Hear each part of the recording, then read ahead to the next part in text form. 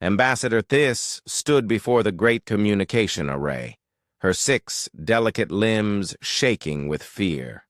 The crystalline towers of her homeworld stretched toward the purple sky, but dark smoke now rose from many of them. The beautiful gardens that had taken centuries to grow were burning. Her people were dying. The Krex Empire had come like a storm of death across the galaxy. They destroyed everything in their path. The Vallani had tried to negotiate. They had offered trade agreements, scientific, knowledge, even tribute. Nothing worked. The Krex wanted only one thing: complete destruction of any species they considered weak. "Send the message on all frequencies," Thys told the communication officer. Her voice was steady, but inside she felt hollow. This was their last hope. The message went out across the galaxy in hundreds of languages. "This is Ambassador Thys of the Vallani Confederation. Our worlds are under attack by the Krex Empire. We are a peaceful people. We have no weapons that can stop them.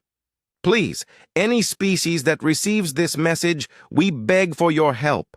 Our children are dying. Our elders are being slaughtered. If there is any mercy left in this galaxy, please help us." Days passed. Thys waited by the communication array, hoping for any response.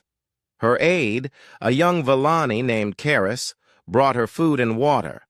She barely touched either.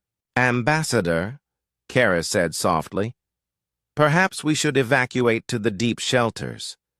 Thys shook her head. "If help comes, I must be here to coordinate with them." The first responses started coming in on the 3rd day. Most were the same. Polite refusals wrapped in diplomatic language. The Alteran Republic sent their regrets, but explained they had their own border troubles. The Centauri Alliance offered prayers but no ships. The Hegemony of Worlds simply sent a brief message saying they could not interfere in local conflicts. Thys felt her hope dying with each refusal. The Krex were already attacking their 4th world. Soon, they would reach Thessia Prime, the Vallani, homeworld. When that happened, her species would be extinct. On the 5th day, something different happened. A new message arrived, but it was unlike the others. The transmission was rough, filled with static. The language was completely unknown to the Vallani computers. "Unknown sender, please repeat your message," Thys said into the communicator. The response came back clearer this time. The computer slowly translated the alien words. "We hear you. Help is coming." That was all. No diplomatic protocol, no discussion of terms. No questions about what they would receive in return. Just those 5 simple words. Thys stared at the message display. "Computer, what is the origin of this transmission?" "Signal originated from a star system designated as Sol 3 in our charts. The local species appears to call their world Earth." "Earth?" Thys had never heard of it. "What do we know about this species?" The computer searched through their databases. What it found made Thys step backward in shock. "Warning, Sol 3 is classified as a Class 12 deathworld. Gravity 1.2 times Vallani standard. Atmospheric pressure 1.4 times standard. Surface temperature varies from extreme cold to extreme heat. Geological activity is constant. Weather patterns include violent storms with winds exceeding 200 kilometers per hour. Multiple forms of dangerous radiation reach the surface." Thys felt her 4 hearts beating faster. A death world. The species that lived there would be... what? Monsters? Savages? The galactic community avoided death worlds for good reason. Nothing civilized could come from such places. "Continue the report," she said, though she was not sure she wanted to know more. "Species designation: human. evolved as omnivorous predators. Average lifespan approximately 80 standard years, despite hostile environment. Technology level: early space travel. Warning: psychological profiles indicate high levels of aggression, territorial behavior, and pack bonding. Approach with extreme caution. Predators. These felt sick. In their desperation, they had asked for help from predators. What had she done? But then she thought of her people dying on 4 worlds. She thought of the Krex ships burning their cities. She thought of children who would never see another sunrise if help did not come. Maybe predators were exactly what they needed. 2 days later, Defense Coordinator Marax burst into the communications center. He was out of breath, his gill slits fluttering with excitement. "Ambassador, ships are approaching the outer system." This ran to the tactical display. The sensors showed multiple contacts moving at incredible speed.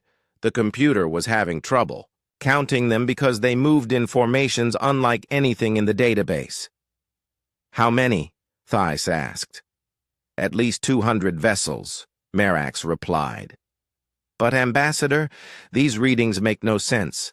Some of these ships are massive, larger than anything we have ever built. But they are moving faster than should be possible for their size." The lead ship sent a communication request. Thais accepted it with shaking hands.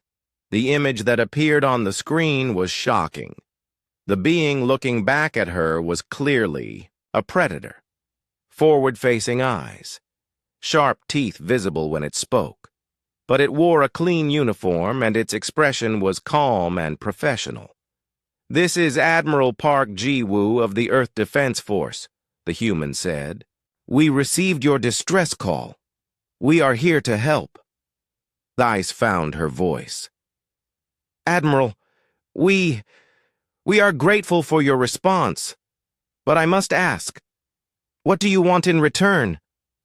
The human looked confused. "In return? You asked for help. We came. Where are the Krex?" "But surely you must want something. Trade agreements? Territory? Resources?" Admiral Park's expression became hard. "Ambassador, we want exactly one thing. We want the Krex to stop killing your people. Point us toward them and get your civilians to safety. We will handle the rest." Thais stared at the screen. These Deathworld predators had traveled across the galaxy for no reward except to stop a bully. She did not understand it. But she felt hope for the first time in weeks. "The Krex main fleet is attacking our colony world of Vega 7, she said. "They have 30 warships and are bombarding the surface." Admiral Park nodded. "We will take care of it." Admiral Park out. The screen went dark. Thais watched the human ships change course toward Vega 7. They moved with purpose and coordination that impressed even her. These were not savage monsters. These were professional warriors. For the first time since the Krex attacks began, Thais allowed herself to hope. Help had come from the most unlikely place in the galaxy. Now she could only wait and see what these mysterious humans would do when they met the Krex in battle. The stars themselves seemed to hold their breath.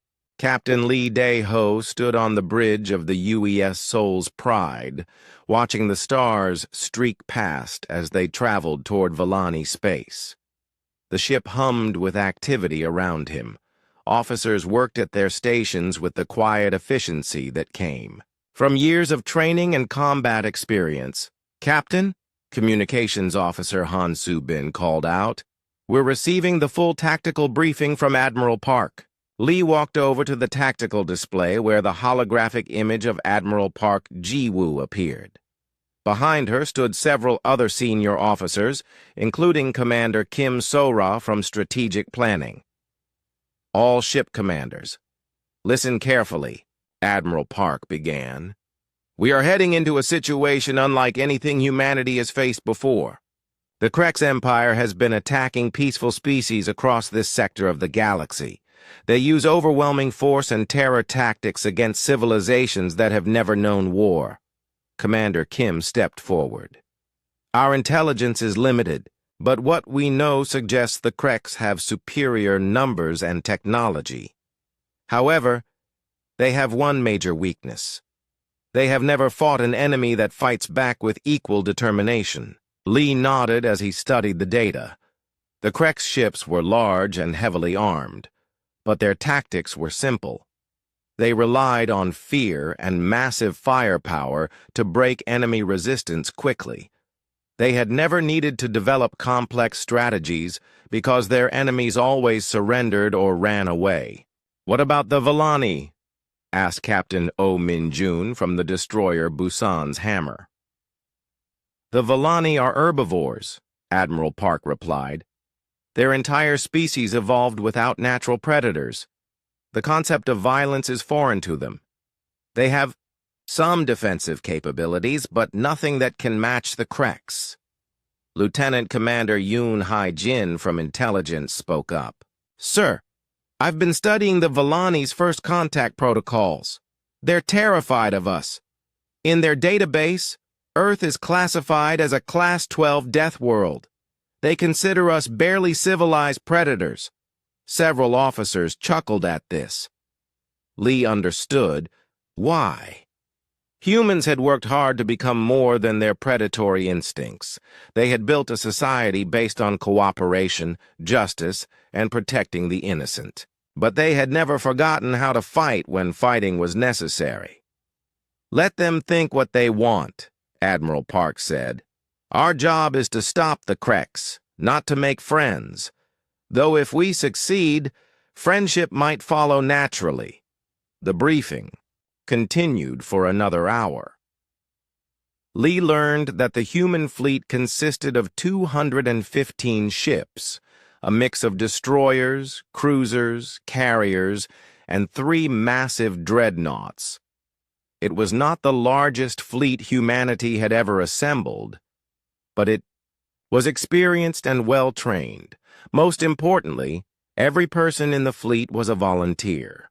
When word had spread that peaceful aliens needed help against aggressors, volunteers had flooded the recruitment centers. Humans did not like bullies, whether they came from Earth or from across the galaxy. After the briefing ended, Lee called his senior staff to the ready room. Lieutenant Kim Do-yeon from Navigation, Chief Engineer Baek Tai-ho, and Marine Captain Cho Min-ho gathered around the conference table. "Thoughts?" Lee asked. "The Krex sound overconfident," Kim Do-yeon said. "They've been winning so long they probably expect everyone to surrender at the first sign of resistance." Chief Engineer Baek nodded. "Their ships are designed for intimidation as much as combat. Big, loud, scary. But our intelligence suggests their actual tactical capabilities are limited." Captain Cho leaned forward. "What worries me is the civilian situation. The Volani have no experience with warfare. When the fighting starts, they might panic and get in the way." Lee considered this. It was a valid concern. Humans had learned through bitter experience how to evacuate civilians, treat wounded, and maintain order during combat. The Volani had no such experience. "We'll have to protect them and fight the Krex at the same time," Lee decided. "It won't be easy, but it's what we came here to do." 3 days later, the human fleet arrived at the edge of Volani space. Lee stood on his bridge as they dropped out of hyperspace near Thessia Prime, the Volani homeworld. The planet was beautiful. Blue oceans, green continents, and white clouds swirled beneath them. Cities of crystal and metal spread across the surface like jewels. But Lee could see the dark spots where recent Krex attacks had left their mark. "Captain," Han Su-bin reported, "we're receiving a transmission from the planet." The main screen showed a tall, graceful alien with pale blue skin and large, gentle eyes. This was Ambassador Thys, the being who had sent the desperate plea for help. "Welcome to Thessia Prime," she said. Her voice was musical, but Lee could hear the strain in it. "We are grateful beyond words for your response to our call." "Ambassador," Lee replied, "we're here to help. But first, we need to understand the situation better. Can you provide us with current intelligence on Krek's positions and capabilities?" This looked surprised. "You want to study them before attacking? Most species either flee immediately or charge in without planning." "We're not most species," Lee said simply. "We believe in being prepared." Over the next several hours, Volani technicians worked with human intelligence officers to share everything they knew about the Kreks. Lee was impressed by the Volani's attention to detail, even if they had no idea how to use the information militarily. Lieutenant Commander Yoon Hai-jin worked closely with a Volani analyst named Karis. Despite their different evolutionary backgrounds, they found ways to communicate effectively about tactics and strategy. "The Kreks always attack the same way," Karis explained. "They arrive in overwhelming numbers, demand surrender, and then destroy everything if refused. They do not negotiate. They do not take prisoners. They simply destroy." "What about their command structure?" Yoon asked. "Very rigid. Orders come from the top and are never questioned. Individual ship commanders have little authority to adapt or improvise. This was valuable information. Human military doctrine emphasized flexibility and initiative at all levels. If Krek's commanders could not adapt quickly, human tactics would have a significant advantage." That evening, Lee joined Admiral Park and the other senior commanders for a strategy session aboard the flagship UES Incheon's Light. The holographic display showed the current position of all known Krek's forces. "They have us outnumbered 3-1, Commander Kim So-ra reported. "But their ships are spread across 4 different star systems. If we can defeat them piecemeal, we might have a chance." "What about their main fleet?" asked Captain Oh Min-jun. 30 ships currently attacking Vega 7. That's our immediate priority. Those colonists need help now."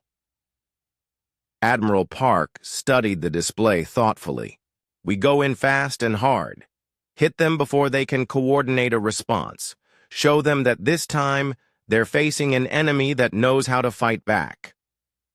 Lee felt a familiar sensation in his stomach, the mixture of nervousness and excitement that came before battle. Around him, he could see the same expression on the faces of his fellow officers. They were scared, but they were ready. "One more thing," Admiral Park added. "Remember why we're here. We're not fighting for territory or resources. We're fighting because innocent people asked for help, and we said yes. Don't let the Kreks forget that humans keep their promises." The meeting broke up, and Lee returned to his ship. Tomorrow, they would see if a fleet from a death world could stand against the most feared military force in this part of the galaxy.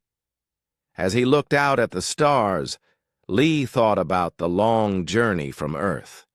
Humanity had come so far from their violent beginnings.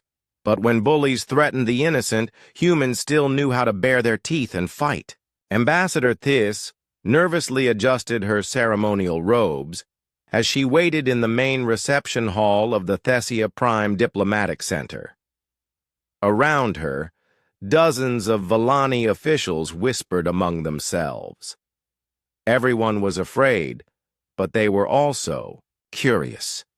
These humans were the first Deathworld species any of them had ever met. "They're requesting permission to land a shuttle," Defense Coordinator Marax announced. "Just one ship with a small diplomatic party." Thys nodded. "Grant permission. Direct them to landing pad 7. Through the tall crystal windows, she could see the human fleet in orbit above their world. The ships were dark and angular, very different from the smooth, curved vessels that most civilized species preferred. They looked like weapons, even when they were not firing. A few minutes later, alarms chimed softly to announce the arrival of the human shuttle. Thais watched through the window as a small, black craft descended smoothly to the landing pad. It was graceful despite its aggressive appearance. The shuttle's ramp lowered and the humans emerged. Thais had expected savage warriors in crude armor. Instead, she saw professional military officers in clean, well-fitted uniforms. They moved with discipline and purpose, but there was no aggression in their body language. The leader was a tall female with short black hair and steady eyes. She wore the insignia of an admiral. Behind her walked several other officers, including a shorter male who appeared to be the admiral's aide. "Ambassador Thys?" The female human approached with her hand extended. "I am Admiral Park Ji-woo. Thank you for agreeing to meet with us." Thais hesitantly reached out one of her 6 limbs to touch the human's hand. The gesture was strange to her, but she had studied human customs during the journey from Earth. The Admiral's grip was firm but not threatening. "Admiral Park, welcome to Thessia Prime. I am grateful for your response to our distress call."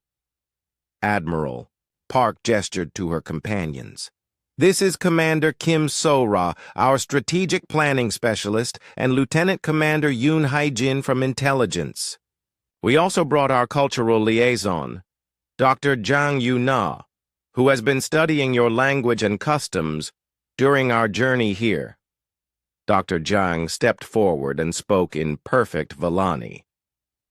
"It is an honor to meet you, Ambassador. We have great respect for your people's achievements in science and philosophy." Thais was shocked. "You learned our language in just 1 week?" "Dr. Jang is very talented," Admiral Park explained. "Humans are good at adapting quickly to new situations."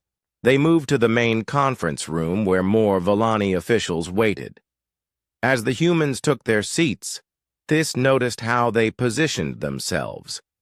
Even in a diplomatic meeting, they maintained awareness of exits and defensive positions. These were people who had survived on a dangerous world. "Before we begin," Admiral Park said, "I want to be clear about something. We did not come here to conquer or to claim territory. We came because you asked for help against aggressors. Our only goal is to stop the Krex attacks and protect your people." Defense Coordinator Merax leaned forward. "Forgive me, Admiral, but we must ask, what do you expect in return for this assistance?" The humans looked at each other with expressions that Thys could not read.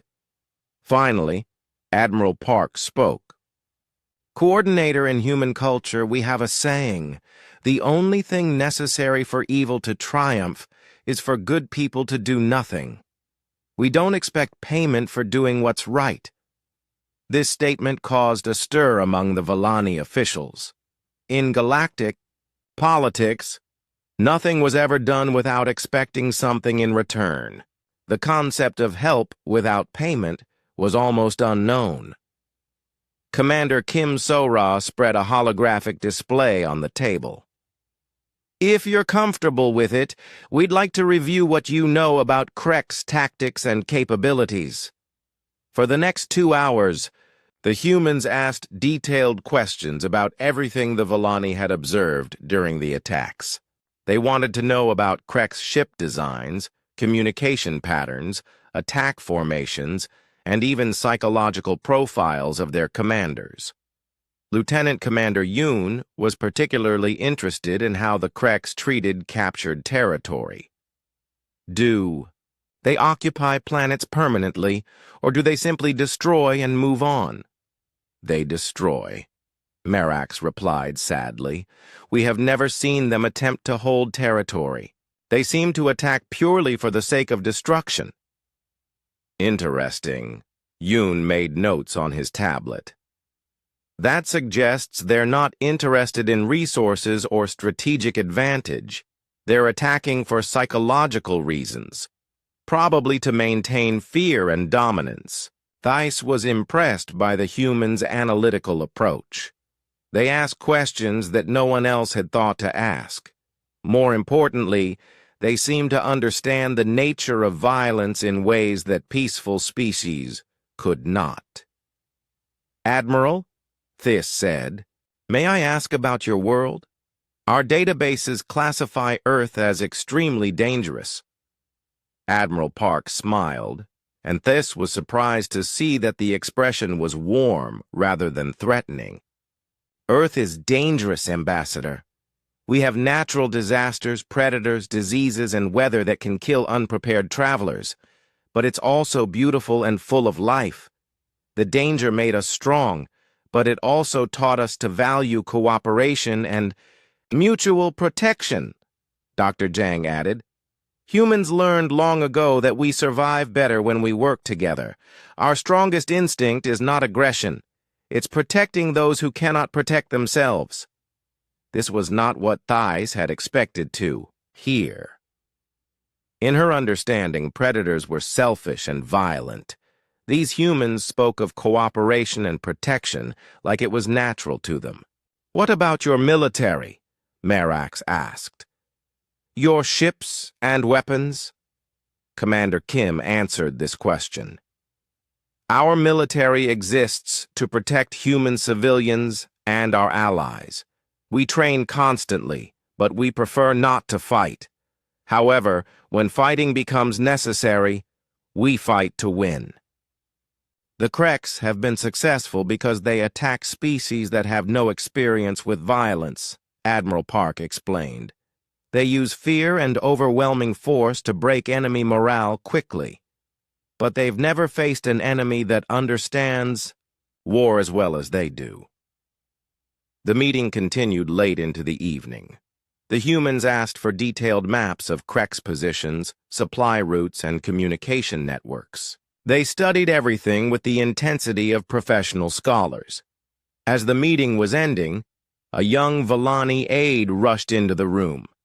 "Ambassador, we're receiving reports from Vega 7. The Kreks are intensifying their bombardment. The colony shields are failing." Thais felt her heart sink. Vega 7 held 2 million Villani civilians. If the shields failed, they would all die. Admiral Park stood up immediately. "How long before shield collapse?" "Perhaps 6 hours," the aide replied. "We can reach Vega 7 in 4 hours," Commander Kim said after checking her tablet. Admiral Park nodded and turned to Thys. "Ambassador, with your permission, we're going to save those people." "But you haven't had time to plan. You don't know the Krek's positions or strength." "We know enough," Admiral Park replied calmly. "Sometimes you have to act fast to save lives. We'll adapt as we go." The humans gathered their equipment and prepared to leave. As they reached the door, Thais called out to them. "Admiral, why are you doing this? You barely know us. You have no obligation to risk your lives for strangers." Admiral Park paused and looked back. "Ambassador, on our world, we have many different cultures and languages. But we all share one belief. When someone asks for help, you help them if you can. It's what makes us human." With that, the humans left to board their shuttle. Thais watched through the window as their small craft rose toward the fleet above. In a few hours, these strange Deathworld warriors would face the most feared military force in the galaxy. For the first time since the attacks began, Thys felt real hope. These humans were unlike any species she had ever encountered. They were predators, yes, but they were predators with honor. They had come not to conquer, but to protect. The stars watched as the human fleet turned toward Vega 7 and accelerated into the darkness. Battle was coming, and this time the Kreks would face an enemy that knew how to fight back. Lieutenant Commander Yoon Hai-jin sat in the intelligence center aboard the UES Seoul's Pride, surrounded by dozens of holographic displays showing Krek's tactical data. Around him, his team of analysts worked quietly, piecing together everything they could learn about humanity's new enemy. "What do we have on their command structure?" Yoon asked Specialist Nam Tae-young, who was analyzing communication intercepts. "Very rigid, sir," Nam replied. "All orders come from a central command ship. Individual captains have almost no authority to make independent decisions. If we can disrupt their communications, their formations will probably fall apart." Yoon nodded and made notes on his tablet. This was valuable information. Human naval doctrine emphasized individual initiative and flexible command structures. If Krek's captains could not think for themselves, human flexibility would be a major advantage. Across the room, Corporal Oh Soo-jin was studying Krek's ship designs. "Sir, these vessels are built for intimidation as much as combat. Look at these hull configurations. Lots of spikes, aggressive angles, bright colors. They want their enemies to be scared before the fighting even starts." "What about their actual combat capabilities?" Yoon asked. "Impressive firepower but limited maneuverability. Their largest ships can barely turn once they're moving at full speed. They're designed to smash through enemy formations with brute force."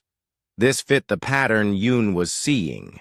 The Kreks had been so successful against peaceful species that they had never needed to develop sophisticated tactics.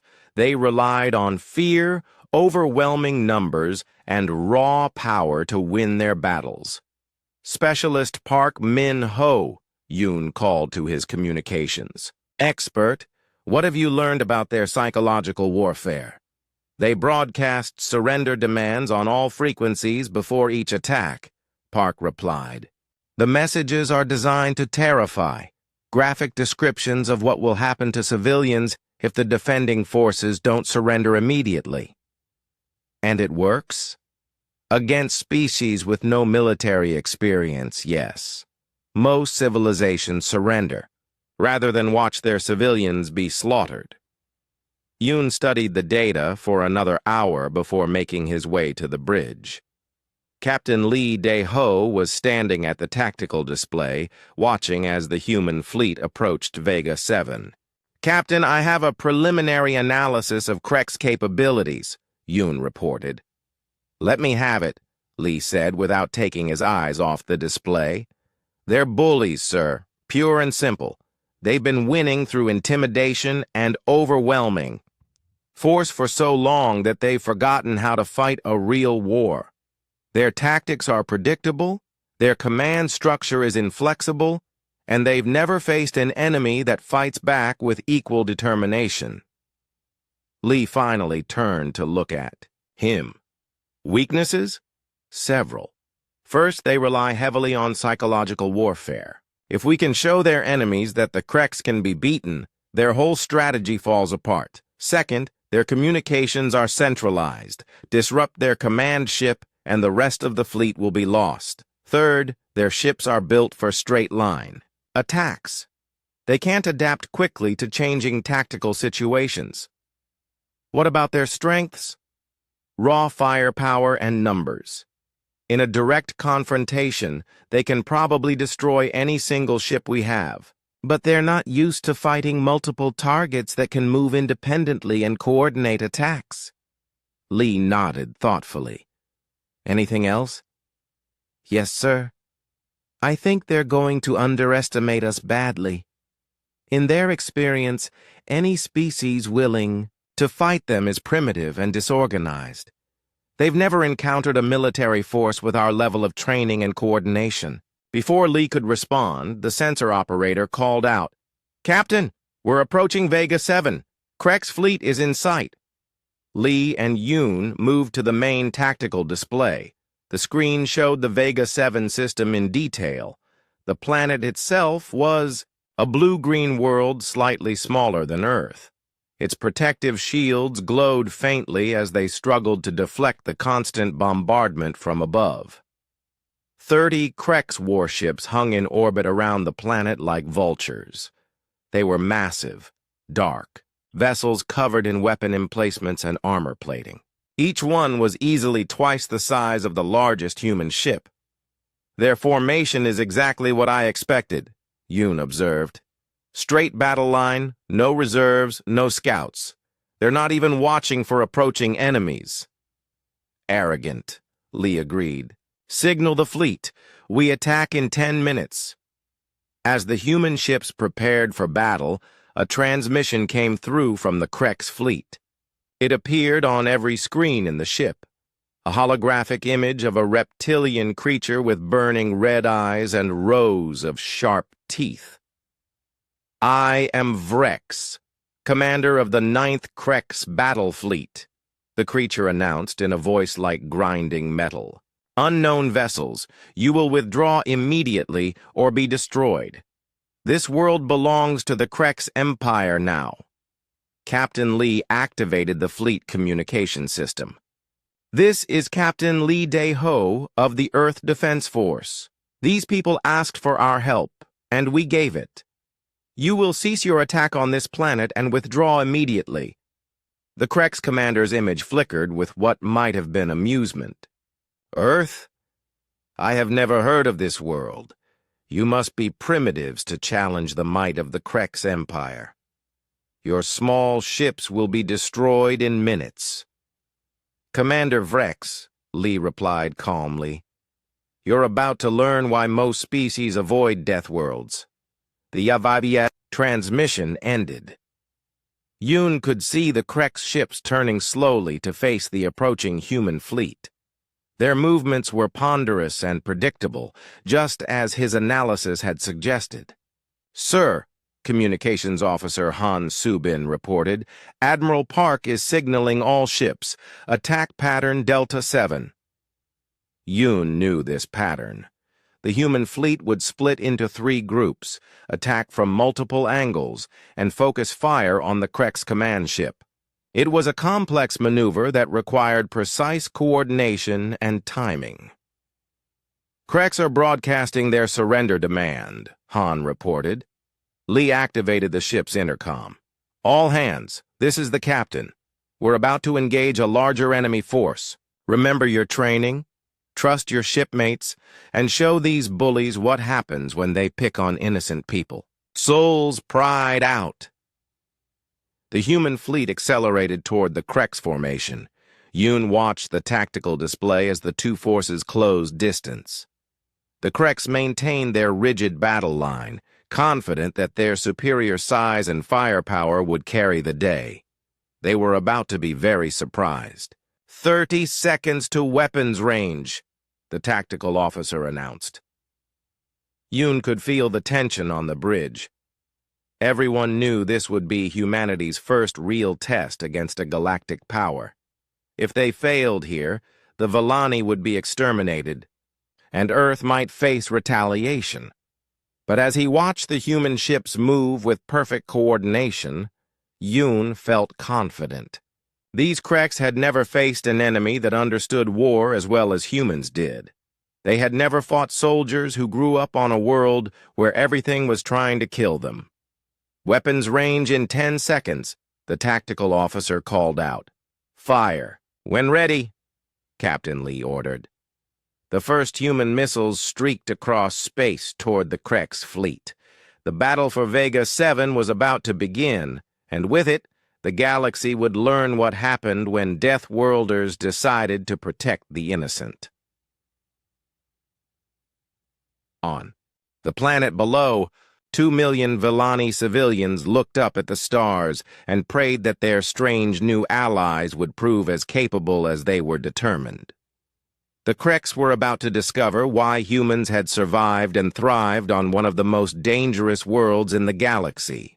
The first human missiles struck the Krex fleet like lightning from a clear sky. Captain Lee Dae-ho watched from the bridge of the Soul's Pride as brilliant explosions bloomed across the enemy formation. The Krex ships, caught completely off. Guard struggled to respond to the sudden attack. "Direct hits on their command ship," Tactical Officer Song Hyun-woo reported. "Their communications array is damaged." "Excellent," Lee replied. "Continue firing. Target their weapon systems." The human fleet had split into 3 groups as planned. Admiral Park's dreadnoughts attacked from the front, drawing the Krex's attention, while 2 smaller groups led by Captain Oh Min-jun and Captain Jung Eun-soo struck from the flanks. It was a classic human tactic. Divide the enemy's attention and hit them where they were weakest. Commander Vrex's voice crackled over the communication system, filled with rage and confusion. "Impossible! How do such small ships carry such powerful weapons?" Lee smiled grimly. The Krex had built their ships for intimidation, not efficiency.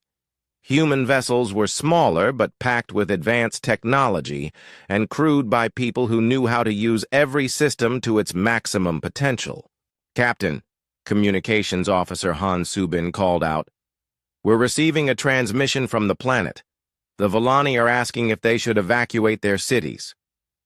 "Tell them to stay in their shelters," Lee replied. "We'll keep the fight in space." The battle was going better than anyone had dared hope. The Krex ships were powerful, but they moved like ancient beasts, slow, predictable, and unable to adapt quickly to changing situations. Human ships darted around them like angry wasps, striking where the enemy was weak and disappearing before the Krex could respond effectively. "Sir," Song reported, 3 Krex ships are breaking formation. They're trying to reach the planet's surface." "Not on my watch," Lee said. "Helm, intercept course, maximum speed." The Soul's Pride accelerated toward the 3 Krex vessels. They were cruiser-class ships, each one twice the size of Lee's destroyer, but he had advantages they lacked. His crew was trained, experienced, and fighting for something they believed in. "Target the lead ship," Lee ordered. "All weapons, focused fire on their engine section. Human plasma cannons and missile batteries opened fire simultaneously. The Krex cruiser's shields flared and collapsed under the concentrated assault. Secondary explosions rippled along its hull as internal systems overloaded. "Their engines are down," Song announced. "The ship is dead in space." The other 2 Krex ships turned to engage the Soul's Pride.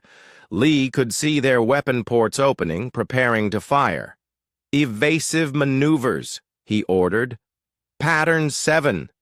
The Soul's Pride rolled and twisted through space as massive energy beams cut through the vacuum where it had been moments before. Human ships were built for maneuverability, and Lee's helmsman was one of the best in the fleet. "Return fire," Lee commanded. "Hit them hard." The human destroyer's weapons spoke again. One Krex ship took damage to its forward shields, while the other was struck in its weapon arrays.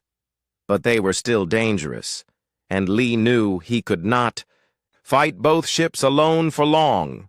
Fortunately, he did not have to. Captain Oh Min-jun's group arrived like cavalry, their weapons already firing. Caught between 2 human forces, the Krex cruisers were quickly overwhelmed. "Good work, Soul's Pride." O's voice came over the communication system. "Admiral Park sends her compliments. Phase 2 is beginning." Lee looked at the main tactical display. The Krex fleet was in chaos. Their command ship was severely damaged, half their vessels were out of formation, and they had lost 6 ships, without destroying a single human vessel. But they were not finished yet. "All ships?" Admiral Park's voice echoed across the fleet communication system. "Prepare for close assault. Marines, you're up." This was the part of the plan that had made the Volani officials nervous. Human Marines would board Krex ships and capture them from within. It was dangerous, but it would also demonstrate something important. Humans did not just destroy their enemies, they defeated them completely. Sergeant Cho Min-ho led the first boarding party from the Soul's Pride. His team of 20 Marines launched in an assault shuttle toward a damaged Krex cruiser. The shuttle was small and fast, designed to slip through enemy defenses and deliver troops directly to their target. "Remember," Cho told his Marines over the communication system, "we want prisoners if possible. These Krex need to spread the word that humans can be beaten." The shuttle attached itself to the Krex ship's hull, and the Marines cut through the armor plating with plasma torches. They entered the alien vessel with weapons ready, expecting fierce resistance. What they found surprised them. The Krex crew was in complete disarray. They had never faced boarders before, and their rigid command structure had collapsed without clear orders from above. Some fought desperately, but many simply cowered in fear. "This is Sergeant Cho," he reported back to the Soul's Pride. "Target secured. The Krex are surrendering faster than we can process them." Similar reports came in from boarding parties across the fleet. Human Marines were capturing ship after ship, often with minimal resistance. The Krex had never learned how to fight inside their own vessels, but the most important target was the command ship. Captain Lee watched as Admiral Park's flagship, the UES Incheon's Light, moved toward the massive Krex dreadnought. This was where Commander Vrex waited with the elite guards of the Krex Empire. "All ships, cover the Incheon's Light," Admiral Park ordered. "This ends now." The human fleet formed a protective formation around their flagship as it approached the enemy command ship. Krex weapons fired desperately, but human point defense systems intercepted most of the incoming fire. The Incheon's Light's boarding shuttles launched simultaneously from multiple airlocks. Each one carried a team of the best Marines in the human fleet. They had trained for this mission during the journey from Earth, studying Krex ship layouts and developing tactics specifically for fighting inside alien vessels. Colonel Kang Bo-ra led the assault on the command ship's bridge. Her team cut through 3 levels of Krex defenders, moving with the precision and determination that came from growing up on a deathworld. The Krex fought hard, but they had never faced enemies who could adapt and improvise like humans. "Bridge secured," Kang reported. "We have Commander Vrex in custody." The battle was over. In less than 3 hours, the human fleet had destroyed or captured the entire Krex force. Not a single human ship had been lost, and casualties were minimal. On the planet below, the Volani watched in amazement as the bombardment stopped. Their shields still held, their cities were intact, and their people were safe. The impossible had happened. Someone had defeated the Krex Empire. Captain Lee stood on his bridge, looking at the tactical display that now showed 30 captured or destroyed Krex vessels. Around him, his crew worked to secure prisoners and salvage useful technology. "Captain," Han Subin reported, "we're receiving messages from across the galaxy. Word of our victory is spreading fast." Lee nodded. This battle was more than just a military victory. It was proof that the Krex could be beaten, that their reign of terror was not unstoppable. Other species would hear about Vega 7 and take hope. "Signal Admiral Park," Lee ordered. "Tell her the Soul's Pride is ready for the next phase." The first battle was won, but the war was just beginning. The Krex Empire would not accept this defeat quietly. They would send more ships, larger fleets, newer weapons. But they would find that humans were ready for whatever came next. On Vega 7, 2 million Volani civilians emerged from their shelters to see human ships patrolling the skies above their world. For the first time in months, they felt safe. The Deathworld warriors had kept their promise, they had come to help, and they had delivered. The galaxy was about to learn what happened when predators fought for justice instead of conquest. High Commander Zethus of the Krex Empire stood before the War Council, his massive form trembling with rage.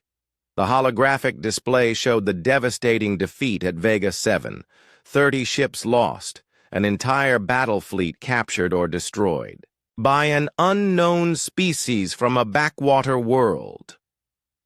"Impossible," snarled War Commander Thrak. "No primitive species has ever defeated a Krex fleet. There must be some mistake in the reports." "There is no mistake," Zethus replied, his voice like grinding stone. "I have personally interrogated the survivors. These humans fight like no species we have ever encountered. They show no fear, take no prisoners when pressed, and adapt their tactics faster than our commanders can respond." The War Council murmured uneasily.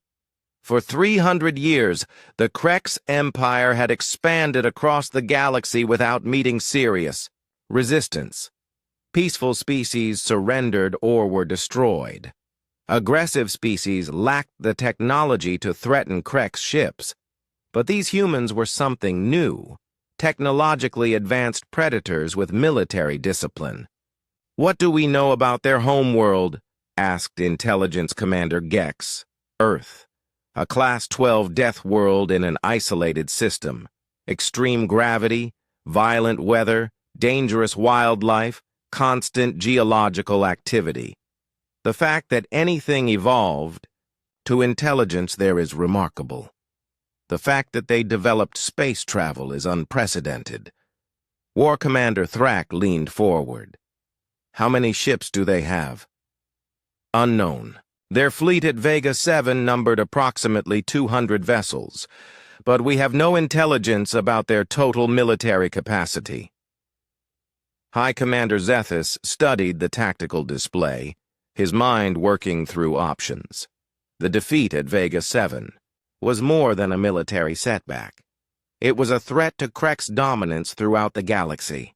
If other species learned that the Krex could be beaten, rebellions would follow.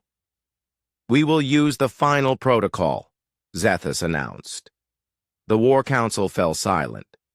The final protocol was the Krex Empire's ultimate weapon, biological warfare designed to terraform worlds into environments suitable for Krex colonization.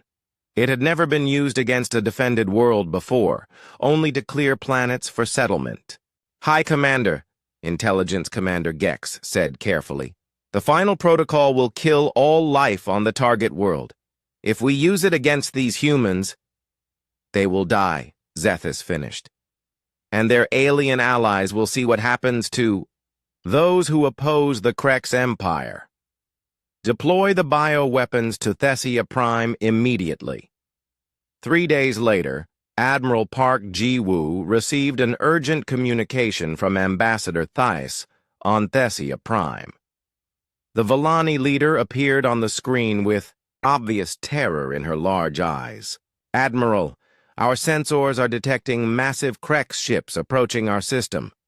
But these vessels are different, larger than anything we have seen before, and they are broadcasting some kind of biological containment warnings." Admiral Park felt ice form in her stomach. "Biological weapons? How long until they arrive?" 12 hours, perhaps less.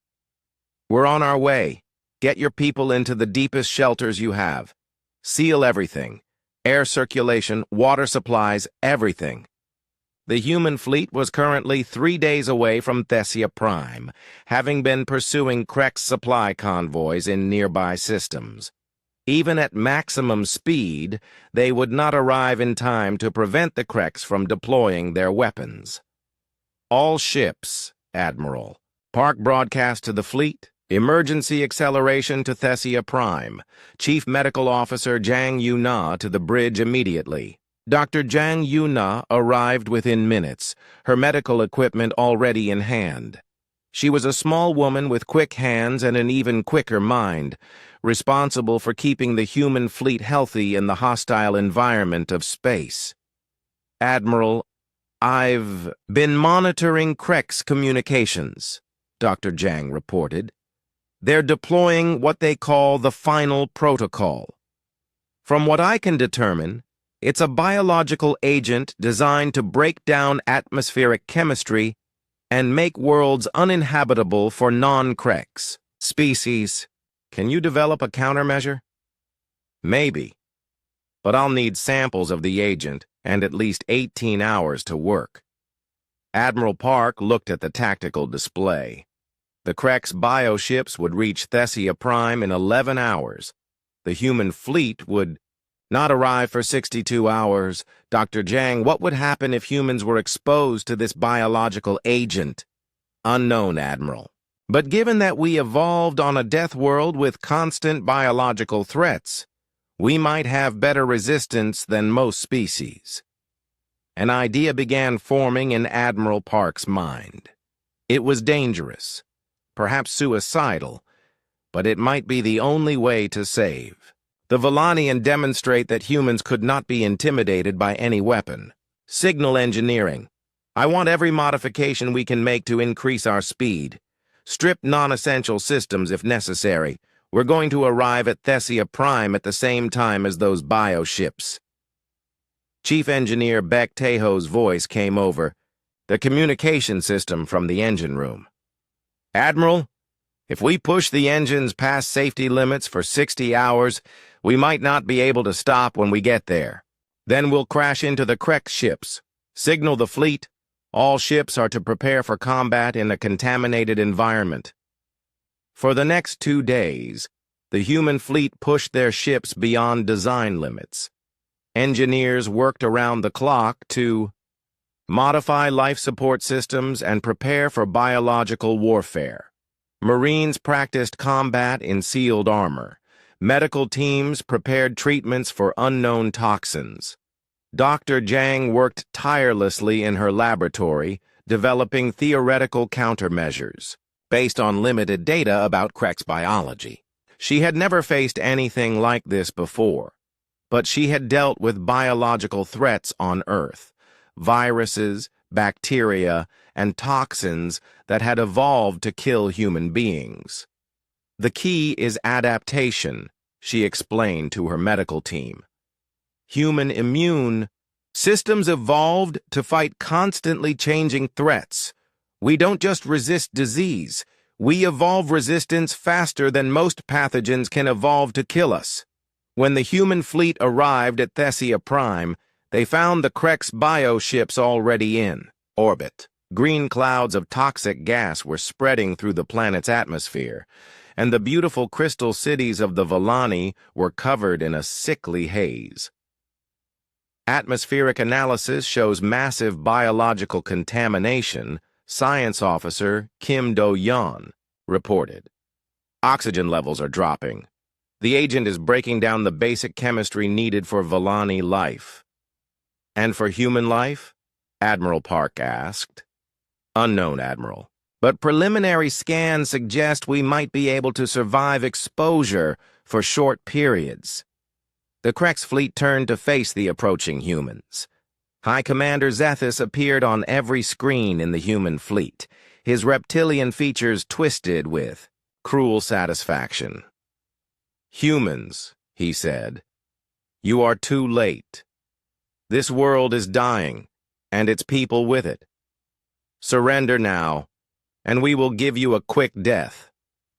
Admiral Park activated the fleet communication system. "High Commander, you've made one critical error in your planning." "And what is that?" "You assumed that Deathworld species think like civilized species.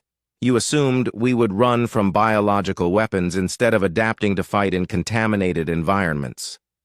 Impossible. No species can survive the final protocol. We're about to prove you wrong. All ships, prepare for combat operations in toxic atmosphere. Marines, prepare for ground assault. The human fleet dove toward the planet's surface, their ships sealed against biological contamination. Krex vessels moved to intercept, but they were not prepared for enemies willing to fight in the toxic environment they had created. Human dropships launched from the larger vessels, carrying marine assault teams toward the Volani cities. The Marines wore sealed armor and carried portable life support, prepared to fight in conditions that would kill most species within minutes. Sergeant Major Kang Bo-Ra led the first team to reach Thessia Prime's capital city.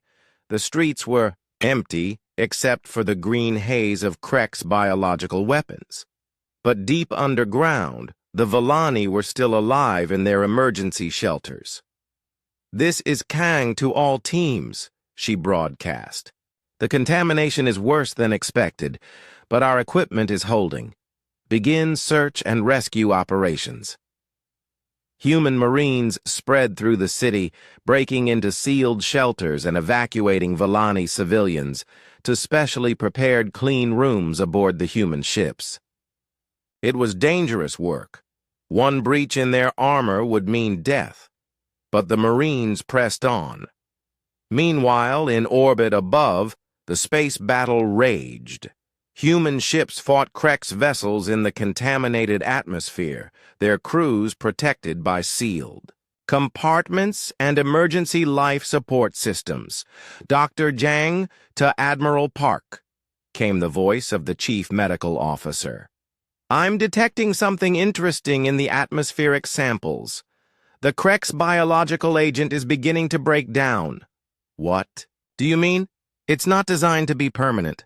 The agent is engineered to terraform a world and then neutralize itself, leaving the planet suitable for Krex colonization. But the breakdown process creates byproducts that are actually more toxic to Krex physiology than to human." Admiral Park understood immediately. "You're saying their own weapon is poisoning them?" "Exactly. And I think I can accelerate the process." Within hours, Dr. Zhang had developed a countermeasure that not only protected humans from the Krex biological weapon, but actually turned it against its creators. Modified human atmospheric processors began releasing the countermeasure into Thessia Prime's air. The effect was dramatic. Krex ships in the lower atmosphere began experiencing system failures as their crews were affected by the toxic byproducts of their own weapon, human ships protected by sealed. Admiral Lee Dae-ho stood in the command center of the human fleet's new mobile base, studying tactical displays that showed the entire Krex-controlled sector of the galaxy. What had begun as a defensive mission to protect the Volani had transformed into something much larger, a systematic campaign to liberate every world under Krex occupation. The promotion had come after the victory at Thessia Prime. Admiral Park, Jiwoo now commanded the entire human expeditionary force, while Lee had been given operational control of the fleet's aggressive operations.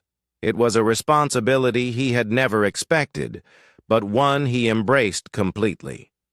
"Sir," Intelligence Officer Yoon Hae-jin reported, "we have confirmed positions on 17 Krex garrison fleets.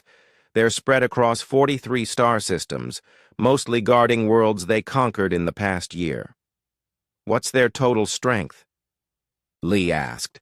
"Approximately 800 ships, but they're divided into small groups. The largest single concentration is only 50 vessels." Commander Kim So-ra looked up from her strategic planning display. "They're reacting exactly as we predicted. The loss of their bioweapons fleet has made them defensive. They're pulling back to protect their core territories." Lee nodded. The Krex were making the same mistake that many human enemies had made. Throughout history, they were fighting the last war instead of adapting to the new one. After centuries of easy victories against peaceful species, they could not adjust to facing an enemy that fought back with equal skill and determination. "What about their supply lines?" Lee asked. That's the interesting part, Yoon replied.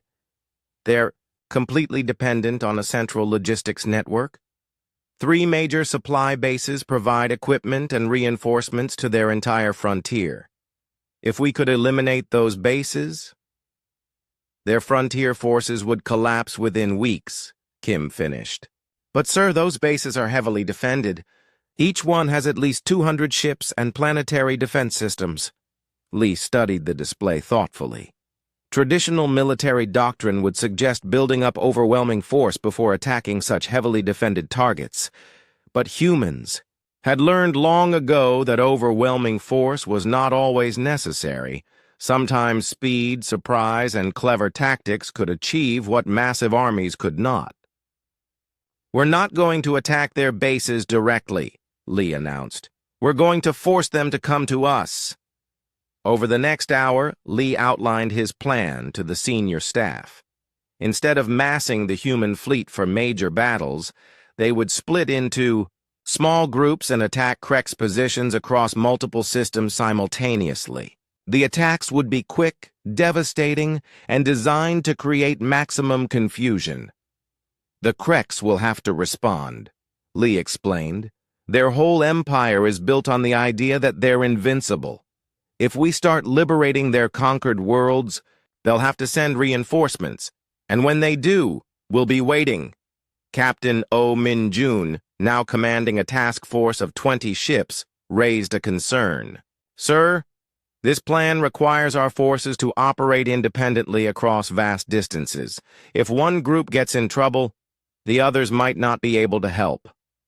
That's a risk we have to take, Lee replied. But remember, we have advantages the Kreks don't. Our ship commanders can make decisions independently.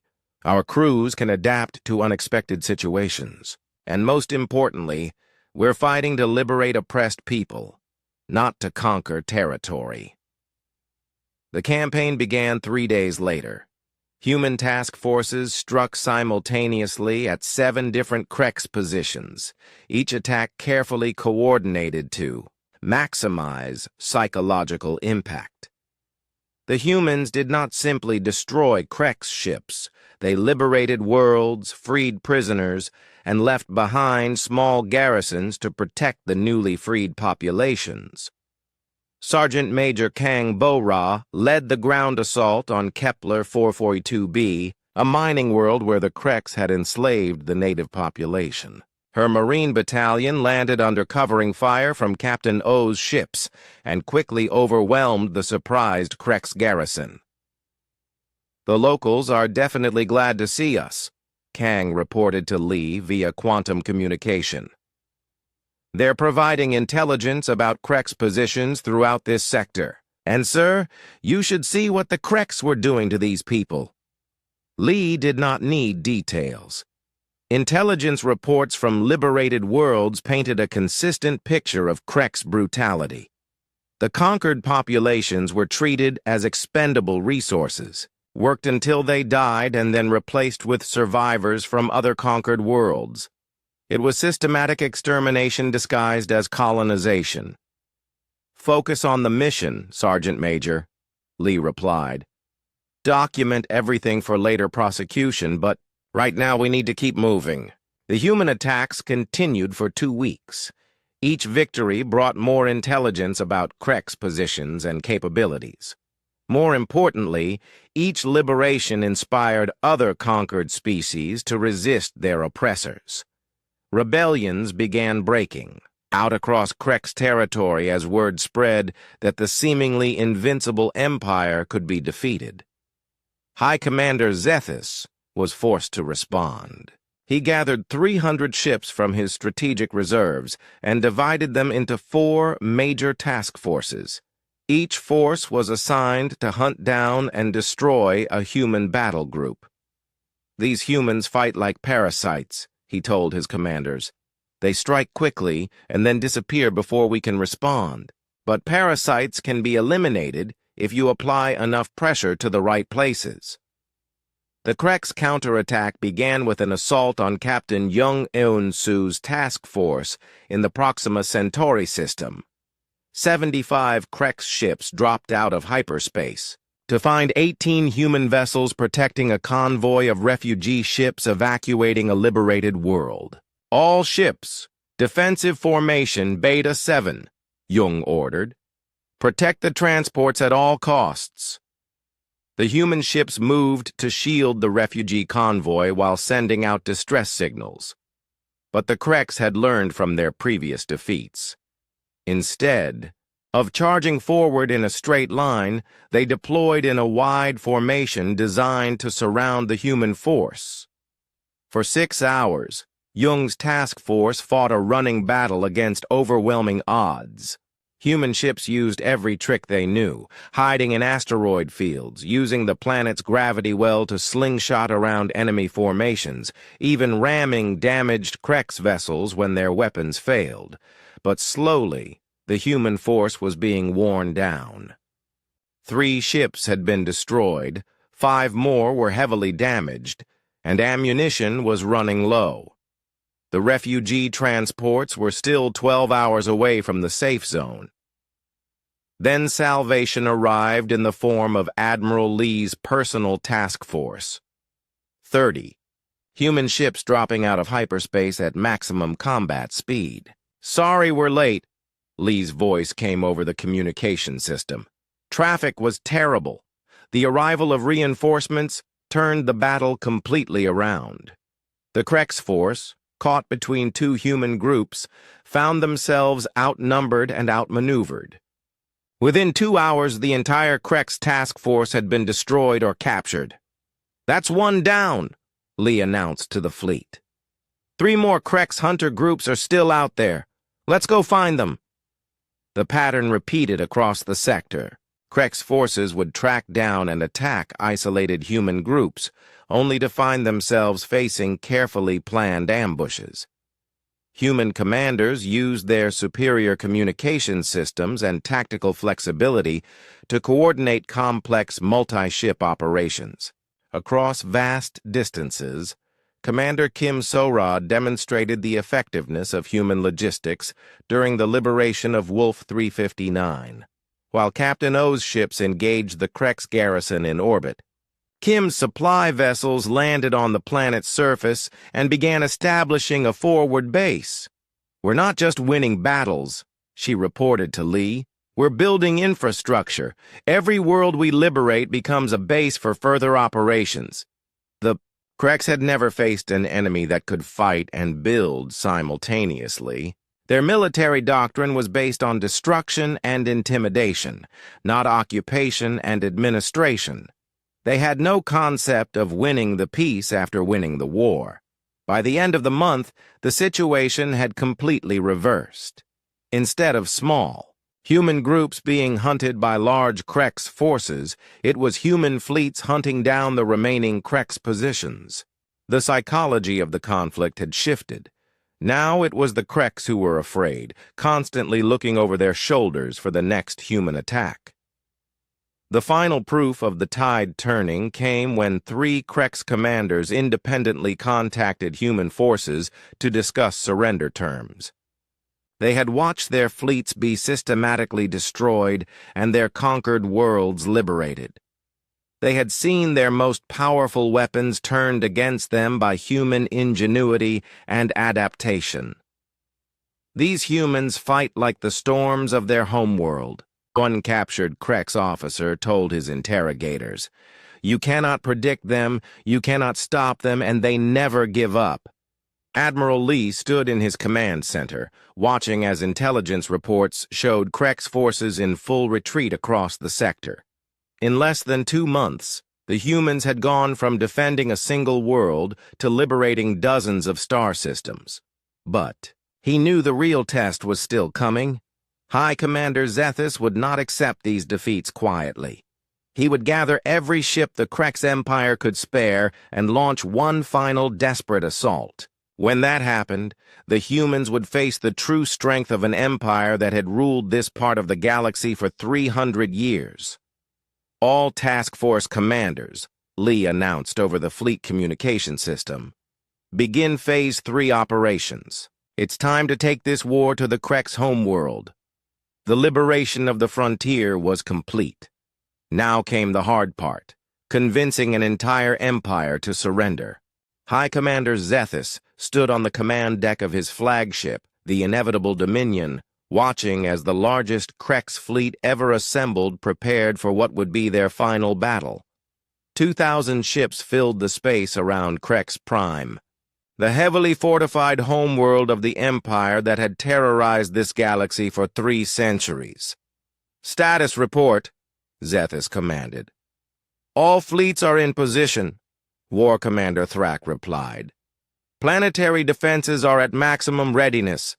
We have concentrated every available ship from across the Empire." Zethus nodded grimly.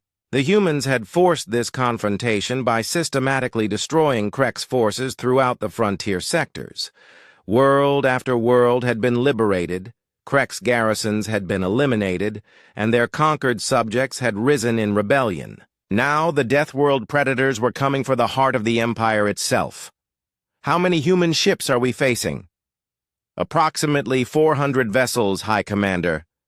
We outnumber them 5-1. It should have been reassuring, but Zethus had learned not to underestimate these humans.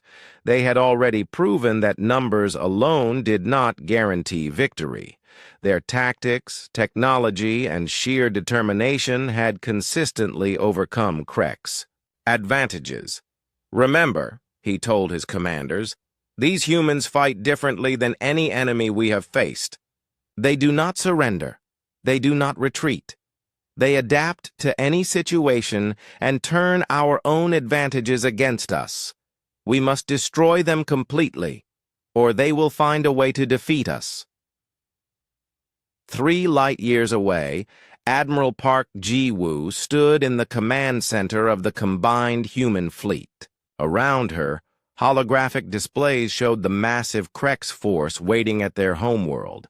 The odds were daunting, but she had faced impossible situations before. "Final fleet status?" she asked. 412 ships operational, Admiral," Lee Dae-ho reported. "All crews are ready. Morale is high." Commander Kim So-ra looked up from her tactical display. "The Krex have positioned their fleet in 3 defensive lines around their homeworld. Classic doctrine, absorb our attack with the outer lines while the inner defenses destroy whatever breaks through.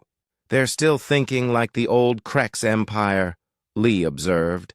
"Massive static defenses, overwhelming firepower, rigid formations. They haven't learned that wars are won by adapting, not by following old plans." Admiral Park nodded. The humans would not win this battle through superior numbers or firepower. They would win by being more flexible, more creative, and more determined than their enemies. "Signal all ships," she ordered. "Begin Operation Homecoming." The human fleet split into dozens of smaller groups, each following a different approach route to Krex Prime. Some groups accelerated to maximum speed for direct assault. Others took longer, indirect paths designed to attack from unexpected angles. A few groups appeared to retreat entirely, only to circle around and strike from behind. "Impossible to track," Communications Officer Han Subin reported from the Soul's Pride. "Their formations are scattering in all directions." Zethus watched the human fleet disperse and felt a familiar chill of uncertainty. In 300 years of conquest, the Krex had never faced an enemy that deliberately divided its forces when facing superior numbers. It went against every principle of military strategy he knew. "They're trying to confuse us," War Commander Thrak suggested. "We should concentrate our fire on the largest groups." "No," Zethus replied slowly. "They want us to think that. These humans have a plan, and we're not seeing it yet." The first human attacks struck the outer defensive line 30 minutes later. Small groups of fast ships darted in, fired their weapons, and disappeared before the massive Krex vessels could respond effectively. It was like being attacked by angry insects, individually harmless but collectively devastating. Damage report, Zethus demanded. Minimal casualties to our main fleet, Thrak replied. But our point defense systems are being overwhelmed. These small attacks are wearing down our outer defenses. Zethus realized what the humans were doing. They were not trying to break through the Krex lines directly. They were systematically eliminating the defensive systems that protected the main fleet. Every point defense cannon destroyed, every sensor array damaged, every shield generator overloaded made the Krex fleet more vulnerable to the real attack that was coming. Order the second line to advance, Zethus commanded. Drive off these raiders before they can do more damage. But when the Krex ships moved to engage the human raiders, they found themselves attacking empty space. The human groups had vanished as quickly as they had appeared, only to reappear minutes later attacking different targets. Admiral Lee watched the Krex fleet's increasingly frantic movements from the bridge of his flagship. The enemy was reacting, exactly as predicted, trying to chase down fast-moving targets with slow, heavily armed ships. It was a losing proposition, and the Krex commanders were beginning to realize it. Phase 2 is complete, Lieutenant Commander Yoon Haijin reported. Their outer defenses are down to 60% effectiveness. Excellent. Signal all groups. Begin Phase 3.